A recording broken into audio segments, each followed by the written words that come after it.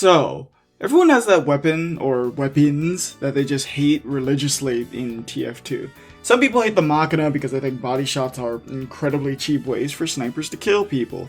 Some people hate the Eyelander because they think the snowball effect is way too rewarding and makes the Demo Knight into a lobotomized tank once he hits 4 heads. And some people hate the Scorch Shot because they're normal, well-adjusted human beings. And I'm not even immune to this. I hate the gunboats because, bro, have you played against a soldier that's really good at the gunboats, just fucking jumping around everywhere, bombing the fuck out of their medic? You pump a shot to him and he can get away, jump away because he knows how to manage his jumps. And God forbid they have map knowledge so they can land on health packs. It's fucking crazy. And one weapon that gets a lot of the hate is heavy weapons, guys. First love affair, the Natascha. A weapon that I don't hate, actually. Insert the joke that poisons the well here. But for real, I've never hated this weapon, and while I kinda understand some of the hate it gets because slowdown bad, I feel like it's a bit overhated. So let's discuss this in this video called Why I Don't Hate the Natascha. But I think it's important to look at the Nutella as it was before than what it is now. Because when it started, it was comically simple. 25% less damage in exchange for slowing down everybody on hit. Now, I'm a TF2 Gen Zer, so I have no idea what the fuck it was like. But from what I've heard, the slowdown was awful because it would slow you down a lot, no matter the range. So if you got fucking peppered across the map by a heavy, you would get slowed down a lot. And at one point it had 300 ammo, but then that got removed. Dumb and stupid, but after years of the rebalance ringer, it is pretty cool now. You still get that slowdown, but now it's affected by distance, so you won't really see a noticeable effect unless you're at like mid-range, I think. And as a bonus, you get 20% damage resistance when you are 50% health or less while your gun is spun up. Something that'll give you an edge while you're getting bullied because you're playing fucking heavy. In exchange, you deal 25% less damage still, and you rev up 30% slower. Pretty small downsides, and I'll explain why later. So you may be asking yourself, what's the big idea? Well, I think it's important to talk about CC and why people hate it.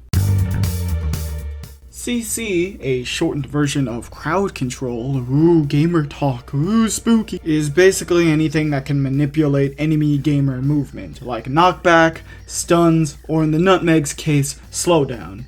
Now, TF2 is a movement game. Look at all the rocket jumps, sticky jumps, double jumps, damage surfing, and the general need to not be where enemies expect you to be at. Now, you could see that CC and movement shooters don't really play nice together. Hell, even in non-movement shooters, look at Overwatch 1, Mei's goofy-ass freeze to death, insta-death headshotting combo. And to this day, in the Overwatch 2 times, Lucio and Brigitte, fucking stupid, are top-tier supports because they have knockbacks. Spinning all the way back to TF2, the Pyro class. He's got on-demand knockback, almost whenever he needs it.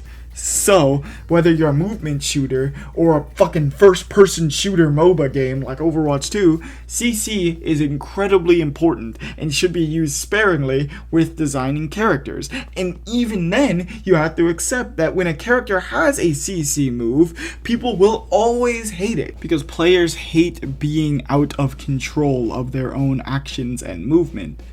Unless you're me with the Natascha. Get ready, because we're actually going to start stepping into the feeling zone. Ooh.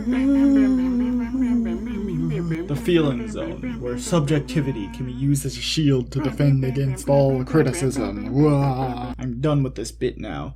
Yeah, so I don't think the nucleus is unfair or unfun to fight against with me. Mostly because I think CC in movement shooters is completely fine.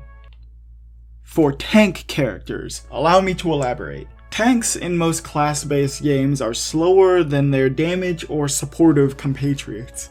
Compatriots, bro, what am I on about? In exchange for those downsides, they're offered some form of utility, mostly in the form of their big-ass health bar or general threat presence. Yeah, man, imagine if a tank just had all of those upsides and no downsides on paper. And while those are certainly good upsides to have, in games that also feature ways to deal high forms of damage, or even one-shots to these tanks, I think a CC ability works fine to balance everything out. Now focusing back in on TF2 in the world of rocket jumps, sticky jumps, and fuck, I already said all the movement. Within the movement garbo in TF2, I think the heavy having one slowdown weapon is completely fine. Makes more sense than the goddamn Sandman. Why would you give the fastest class in the game a slowdown and stun weapon? Hell, Air Blast makes me more pissed than the fucking Namaste. I know that it's completely fair and balanced for the Pyro to have Air Blast, by the way, but it still makes me mad. Plus, I think its downsides balance out the impact of the slow, because if it did real damage at all, like anything even less than 25%, it would be a direct upgrade from the stock. Plus, your teammates can just, make up for that lack of damage by shooting the guy that is now monstrously slower. And also, that slower spin-up speed is rough. Not like a Brass Beast rough, but it makes it hard to be offensive with this gun. And therein lies why I don't hate the Natascha. I couldn't think of another N-word joke. Wait, I shouldn't phrase it like that. I see the Natascha as filling two roles. One, the support minigun. You exchange your own firepower to make your teammates' firepower a lot easier. Or the defensive duelist minigun. You can use it to 1v1 like stragglers and flankers because the slowdown stops them from escaping or from getting to an advantageous position. If they do get the advantage or your team cannot overwhelm whoever you're shooting, you have that extra staying power thanks to the damage resistance. Does that make sense? I don't know. I feel like I don't need to say this, but just in case, no, I'm not a heavy main. I'm actually a scout main. I'm the person who this gun primarily targets down. And if you're a scout who complains about this weapon, just don't fight the heavy head on. Just fucking, go to, his back or the side or something. Or, fight him with your team in Team Fortress 2.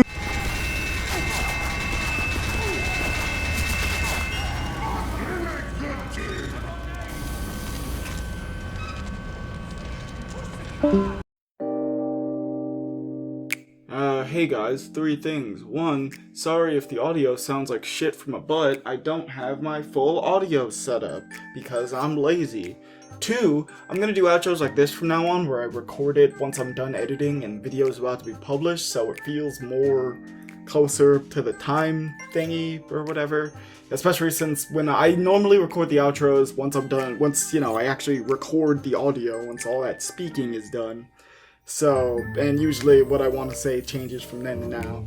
Especially when the videos take fucking multiple weeks to come out, even though they really did not need to. I wanted to make this video for months, and I wrote the script beginning of last month, and then I just took my sweet ass fucking time actually making the video, especially since I got the footage. I got the footage and the script within the same time frame. So I've had 45 gigabytes of Natascha heavy gaming footage just sitting on my PC for the longest time. And now I finally get to get rid of it. Anyway, that's about it. Like, subscribe, comment, blah blah blah blah blah. Tell me how wrong I am about the Natascha. Anyways, that's it though. Laters.